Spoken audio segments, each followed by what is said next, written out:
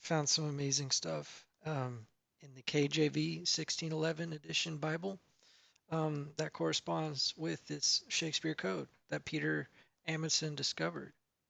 400 years in darkness, and now we're understanding it. So in the first poem by Ben Jonson, it has the 2 code right here. Okay, and then we go to page 2 and we find the same code on that page. So that's a sign that Shakespeare is not just himself um, regarding these writings. And Bacon in numerology adds up to 33, and we'll get back to that later. And so we go to page 53, and that's the only time Bacon is ever mentioned. Okay, well, actually, twice. The second time was on page 53 of the histories. So Bacon is on both page 53 of the comedies and the histories. Okay, and that's crazy because Francis Bacon is a part of this Rosicrucian um, secret society. Apud means by, like an author. This is by the Rosy Cross. Okay, and this is Rosie. It's only mentioned in one play in all of his plays, the word Rosie, and it's Cymbeline, and it's mentioned twice in that play. The original the original gravestone for Shakespeare has his arms kind of weird, right? Well, it's because it symbolizes the 6-7 ratio of the compass and ruler Freemason symbology that we'll get into. And now this is the first poem again, the 2. But in Greek, H is an E sound and W is omega. So it's also an anagram for Boety, as in the constellation Boetes. See, that W can be an omega. Boetes in Greek. Constellation in the sky. And then the second column, is an anagram for Wain, Wain. Okay, and Wain is in Ursa Major, right next to Boetes. Okay, so we look for Wain in Shakespeare, page 53, where we found Bacon. Okay, so Wain, and then Bacon, and then Boetes is right there, all on the same page, y'all. But it's really boots in the English language, but it's Boetes for their symbolism. See, boots is spelled correctly right there, but not right there. That's where it is. Anyway, so Ben Jonson has a poem where it mentions the chimera, which is a lion's body, lion's head, goat's body, and a dragon tail. It's obviously just the constellations. The Leo lion, the star Capella in the Charioteer constellation, and the dragon Draco right on top of Wayne, making a cross. Okay, so now it's a perfect square, but we need the 6-7 square. So what's the missing animal? Well, in another Ben Jonson poem, he calls Shakespeare the sweet swan of Avon. Okay, the swan is Cygnus, which is also the cross. This is the star Alberio, and this is the star Deneb. We'll get into that later. There you go. You see this formation of these constellations creates the 6-7 ratio Freemason compass and ruler. Okay, the Leo lion, Ursa Major, and the Wain on top of it. And then Capella, and then Draco and the Swan. Okay, this is all hidden in Shakespeare codes. So we look at 37 degrees on the top right here. Very holy number. Go to page 37 of the comedies. And then we'll look for Alberio. And we'll find it. Albiro. And the E's are right here. Okay, it's hidden on page 37 because it's referring to the swan. Because it's on top, that's the 7th degree of mercy, according to the Freemasons. And then the top of the cross star is Deneb, and the other page 37 of the histories, it shows Deneb. Okay, not only that, it has Boetes right here in a perfect 3-4-5 triangle that these secret societies worship. Okay, y'all caught up? Great. Now let's go to my stuff. That's all Peter Amundsen, and I just emailed him today this stuff, but he hasn't gotten back to me yet because, it's only been a day, a couple hours. But I'm posting it on the internet because I post my findings. Okay, so what we're going to do is go to page 2 of Genesis. All right. And then we'll see. Sorry, the quality is not good. I should have made it more HD, but I'll do that later. You see TW, then the 3 right here. And as we saw, the W could be omega. The 3 can also be omega. So it'd be TWO, excuse me, for omega. And it's on the 7th day and the 7th day.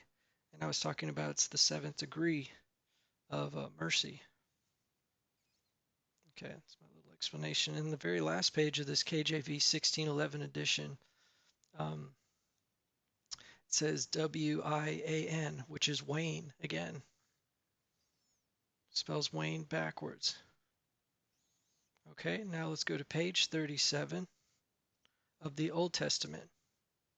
It's the first time booths is used, which looks like Boetes. And remember, the H can be the E sound, so it's still Boetes. And then there's a 45-degree angle line for ARC, A, I, then D, E, A, which looks like Arcadia. Okay, and this is kind of similar because that's where all these treasures are hidden, supposedly. Okay, and if you continue that 45-degree angle line, it goes straight to Dina, which is very similar to Deneb, which is that star we mentioned once again in the Swan Cygnus constellation. Okay, this is stuff I just figured out, like literally today. All right, now we'll go to page 53 of the Old Testament. We can see right here, it's SWA, and then the next time N is shown is Dina once again for Deneb. So it's the swan right there. And it's in the same verse as 33, which is the numerology for Bacon, Francis Bacon. And we all know Psalm 64 hides Shakespeare's name too. You can Google that one. But speaking of his name, sheep, herds, shepherds right here. Why is there an A in shepherds? It's just a weird Old English spelling? No. You just replace the H and the K and take out the D and you get Shakespeare. So Shakespeare's kind of it's not referring to a specific person, it's referring to a whole wide group of authorship, including Henry Neville, Ben Jonson, Francis Bacon, of course, who knows? Um, and the only two on page, what are we, page 53 still, there's two right here for the first page of Shakespeare's, that two. Then it also spells Jacob right here, IACOBS, but it looks like an I and an A instead of a J and an A. Okay, so we could do this: 2 unto 3 and go, and at AT ARCDAI. It looks like unto 3 and go and at Arcadia. But you can add the D because buried right here, you could just add a D right there, so it'd be Arcadia. And then you can just 2 unto 3 and go and at Arcadia. You'll find what's buried. That's where the D is, which is, Shakespeare manuscripts, famous menorah, who knows. Now page 37 of the New Testament. There's swan, SW, and then AN right above it. So it technically counts. Peter Edmondson has done this. And then this one right here, it says all and world. However, I'm going to go skip a page right here. If you look right here, ALDLRO, which is, once again, Alberio. If we read backwards, instead of the D, it would be a B. But look at this L. It looks like an I. See, this is an I, and this is an L. Why does this supposed lowercase l have this extension right here? This doesn't have the extension. This does. These are supposed to be the same lowercase l's, but it looks like an I. Why? Because once again, it's spelling Alberio right here. Right here. Okay, this is a great discovery. ALBIRO.